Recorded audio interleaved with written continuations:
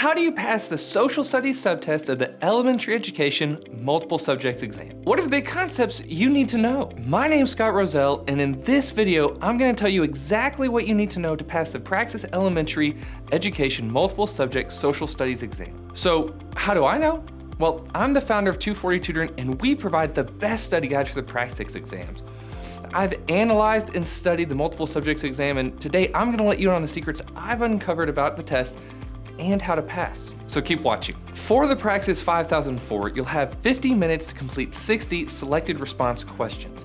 The social studies subtest can be neatly divided into 3 different sections: United States history, government, and citizenship, geography, anthropology, and sociology, and world history and economics. So let's start with the biggest: United States history, government, and citizenship. This section tests your knowledge of United States history, the government of the United States, and the rights and responsibilities of the people. This section, United States history, government, and citizenship, these questions make up about 45% of the social studies subtest. And this section is already divided into 3 really big parts: history, government, and citizenship. The first really big part is United States history. History is the study of human events from the past. And while history can cover any and all past events, on the exam, history will really focus in on a few historical events and the impact on those events on the course of human history in the United States. It's important to know the cause and effect of historical events. So as you study historical events, make sure you understand why the event is important and what effect that event had on the future of the country. Now let's talk about some of those major events and other things you're gonna have to know. The first is European exploration. You need to know why Spain, France, and England explored the New World and colonized North America and what the results of those efforts were. Also, know how Native Americans played into this. And the second is the American Revolution. Be aware of the causes of the American Revolution, the key players, and the key documents like the Declaration of Independence and the Articles of Confederation and the Constitution. And third, know major events and developments. These include things like slavery, westward expansion, Mexican relations, the Trail of Tears, technological innovations, immigration, the Civil War, Reconstruction, the Industrial Revolution, the Progressive Movement, and women's rights. These are all big themes in United States history that you need to be familiar with. The fourth is 20th century developments.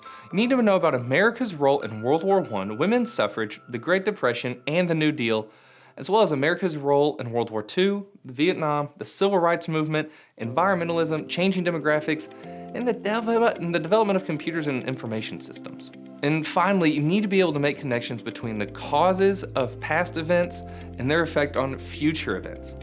Now, this is a ton of information to have to study, and a really thorough study guide would be an excellent resource to have, and I know of a great one, but we'll get to that later. Now, the next big part is about government. This is the rules, the process, and the people who make and enforce those rules and the processes. You need to know the purpose and responsibility and the relationship between local, state, and federal governments. You also need to know the intended and unintended consequences of various forms of government. Be aware of the separation of powers among the 3 branches of the United States federal government, as well as the responsibilities of each branch. And finally, know about the major documents and speeches in American history, like the Declaration of Independence, the Constitution, the Bill of Rights, and the Gettysburg Address. These are impactful, important documents. And the last big topic is citizenship. And this includes knowing the rights and the responsibilities of people in a democracy. Important topics to note and study include things like specific rights: freedom of speech, freedom of religion, freedom of press, and then economic rights, property rights, right to unionize. You got legal obligations of citizenship like jury duty and paying taxes. And you know how all these work together to promote a common citizenship in the United States. Now, those are the 3 very broad parts to be familiar with concerning history, government, and citizenship. So let's talk about 3 specific concepts to be familiar with because they'll most likely appear on the test. The Articles of Confederation were the original Constitution of the United States of America. They were drafted in 1781. They were a direct response to the complaints and the concerns the colonies had with Great Britain. The Articles severely limited the power of the new national government and created a unicameral, one-house legislature that required 2/3 votes to pass a law. It generally is considered a failure and replaced by the constitutional government of 1787, because so little got done and so little support of the federal government for the states. The next specific thing to know is the Civil Rights Movement. And this was a mass popular movement to secure equal rights for African Americans who faced racism and segregation. Some notable events in the Civil Rights Movement is the Montgomery bus boycott, the Little Rock Nine, the March on Washington, and the Selma to Montgomery March. The next concept is that there are three major branches of the United States government. There's the judicial branch, headed by the Supreme Court. There's a legislative branch, which is Congress, it's the House and the Senate.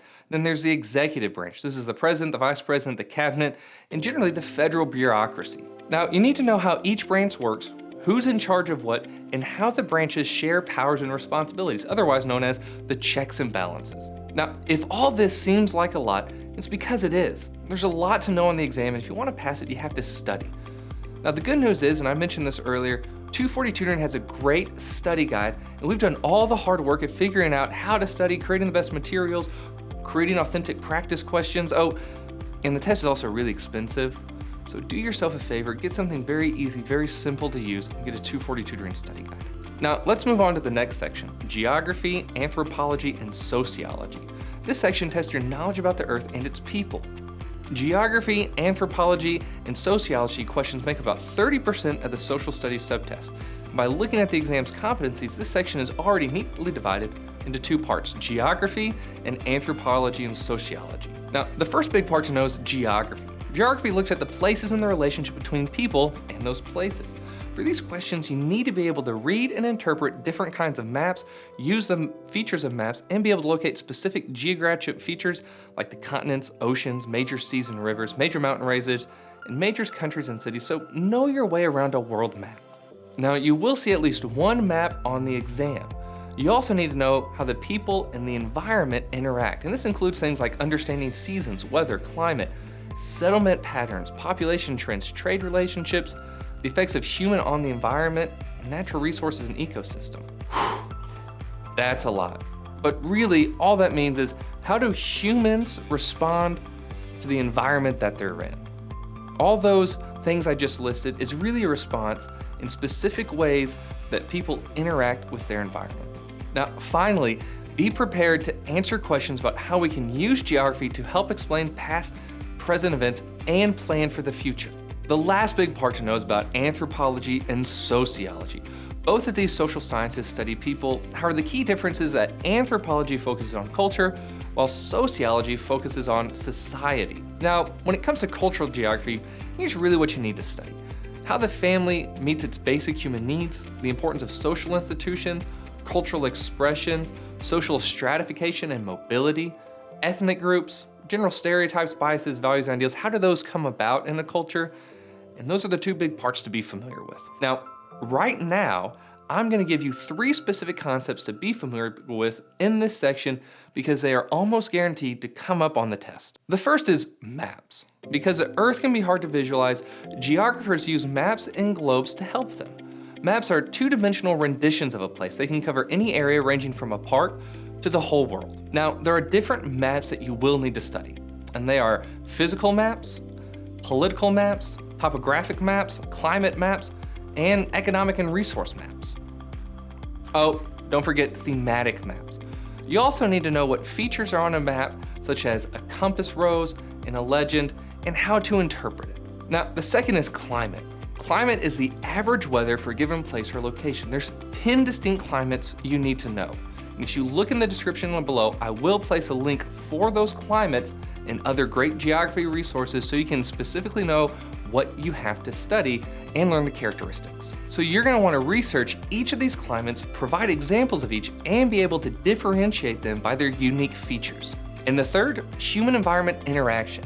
Geographers are particularly interested in the interaction between humans and their environment, specifically the way environment impacts the development of culture and how human activity shapes the environment. Human interaction with the environment resulted originally from efforts to obtain basic human wants like food, shelter, and clothing. Over time, as wants have become more complex, humans have exerted increasing control over their environment, attempting to shape it to their desires. So let's move on to the next section, World History and Economics. Now this section tests your knowledge about the major past events of the world and the production, distribution, and consumption of goods and services, which is really economics. World History and Economics questions make about 25% of the social studies subtest. Now, this section can be neatly divided into two parts, World History and Economics. The first big part is about world history. You need to know the major contributions of Egyptian, Greek, and Roman civilizations.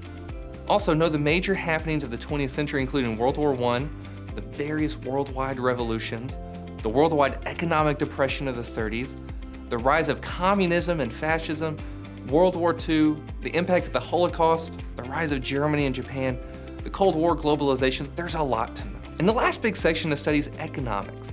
Simply put, economics is a study of production, distribution, and consumption of goods and services. So be sure to know the basic economic principles: supply and demand, scarcity and choice, money and resources, and finally, opportunity cost. Also, know the role of institutions like the Federal Reserve and how economics affects people, like the division of labor and specialization. And finally, understand what the role of government plays in economics. This includes understanding the purpose of taxes, currency, national debt, the consumer price index, how the federal budget works, and very importantly, gross domestic and gross national product. Now, those are the big concepts to know. Let's talk about three specific concepts. The first is going to be scarcity. Scarcity is the basic problem in the gap between our wants and needs and the available resources. No human has all the resources to fulfill all their wants and every need and every desire. Because of this, people must use a cost-benefit analysis to make their choices. This means that they make trade-offs and decisions how best to allocate their resources. And if you're thinking that the richest man in the world has everything he wants, he's still constrained by time.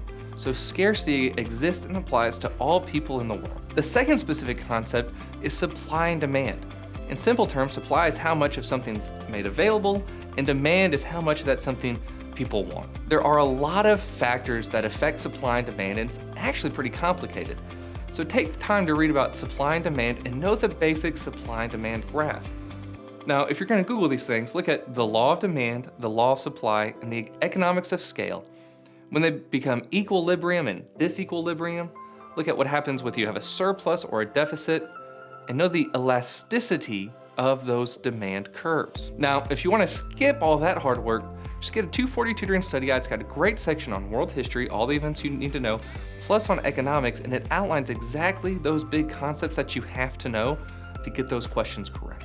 And lastly, know the notable contributions from ancient civilizations, like ancient Egypt.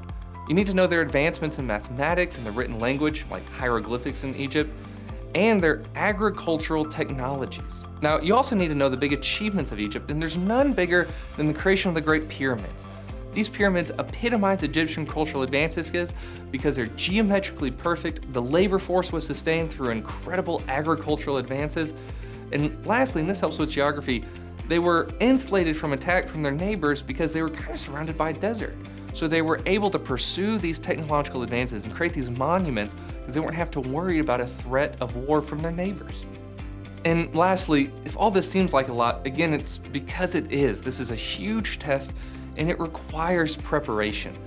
So if you have any question about what's on the test, what you need to study, where you should start studying, just send us an email, admin@240tutoring.com. Say I was watching your YouTube video and I have some questions. We're here to help you any way we can, and we want to see you succeed on that test. So go over to 240tutoring.com. You get to learn a little bit more about why I started the company. It's very personal. And you get to look at our study guides and see if they're right for you.